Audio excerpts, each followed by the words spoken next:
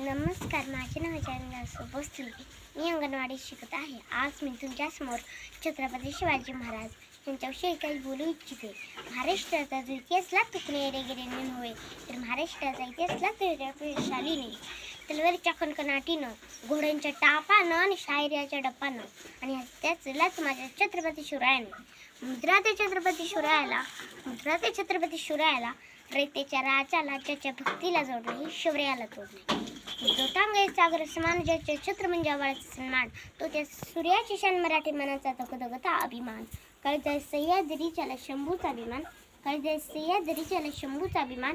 महाराष्ट्राच्या ध्येयावर आहे ज्याचं पहिलं स्थान, महाराष्ट्राच्या ध्येयावर आहे ज्याचं पहिलं स्थान.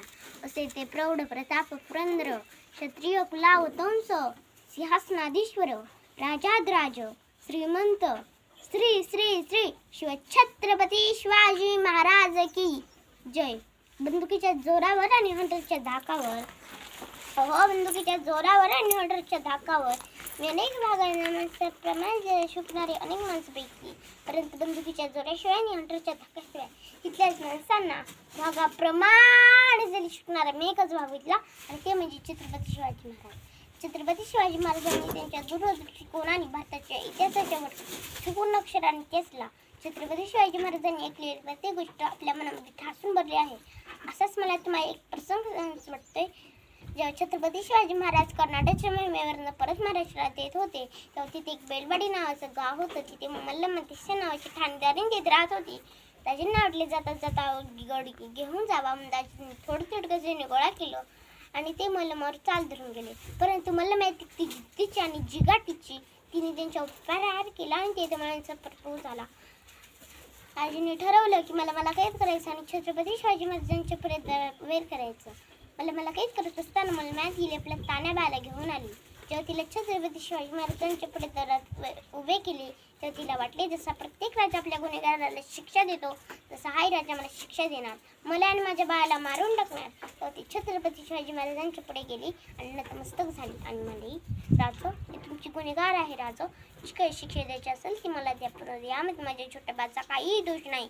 आणि हे ऐकून छत्रपती शिवाजी महाराजांनी स्मितहास्य केले. त्यांनी चिटणीसला इशारा केला. चिटणीस आत गेला आणि तो द्वारच्या वाटेहून बाहेर आला. छत्रपती शिवाजी महाराजांनी मल्लम्मा तिस्सेच्या मुलाला उचललं आणि मांडीवर ठेवलं आणि त्या वाटीतून चमच्याने त्या बाळाला दूध पाजलं आणि म्हणाले, हा तुमच्या मांडीवर दिसत आहे ना, तो आमचा भाचा आहे.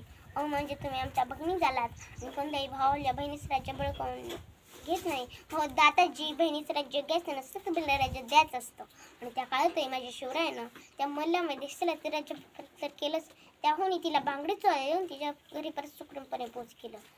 आणि जे छत्रपती शिवाजी महाराजांनी केलं ते जगाने कधीच केलं नाही, आणि जे जगाने केलं ते छत्रपती शिवाजी महाराजांनी कधीच केलं नाही. म्हणून जगाला छत्रपती शिवाजी महाराजांच्या पुढे झुकावे लागले. आज मला जी कोणी स्त्री ऐकत आहे, मला तिला एवढं चांगलंच वाटतं, अगं तलवारीपेक्षा तीक्ष्ण या तुझ्या नजरेची धार, अगं तलवारीपेक्षा तीक्ष्ण या तुझ्या नजरेची धार आहे. महाराष्ट्राची भागीन तू भवानीचा वार आहे. अगं भगव्याचे रक्षण तू स्वराज्याची तू नाही काय, ती बुडी समजू नको तू स्वतःला जिजावशील काय, तू जिजावशील काय. आता एवढे वर्ष झाले, त्या अलीकडच्याच काळातला मला तुम्हाला सांगूच वाटतंय. आत्ताच 10-12 वर्षांपूर्वी इटलीचे पंतप्रधान भारत भेटीसाठी आले होते. तेव्हा गायसने त्यांना काही प्रश्न विचारला की तुम्हाला प्रेमाचं प्रस्थान ताजमहल बघायचं की सोन्याचं प्रस्थान गोल्डन टेम्पल बघायचं. तेव्हा इटलीचे पंतप्रधान म्हणाले, अरे तुमच्या प्रेमाचं प्रस्थान ताजमहलही नको आणि सोन्याचं प्रस्थान गोल्डन टेम्पलही नको. माझ्या देशात जर राज्याचा इतिहास शिकवला जातो ना, त्या राज्याचा रायगड मला बघायचा आहे. आणि त्या राज्यात त्यांना घेऊन रायगड बघायला गेले.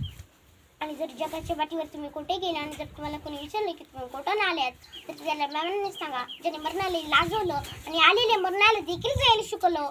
छत्रपती शिवाजी आणि छत्रपती संभाजी महाराजांच्या भूमीमधून आलं होतं. म्हणून तर मला म्हणणं वाटतं, ज्या मातीत जन्मले त्या मातीचा रंग सावळा आहे. ज्या मातीत जन्मले त्या मातीचा रंग सावळा आहे.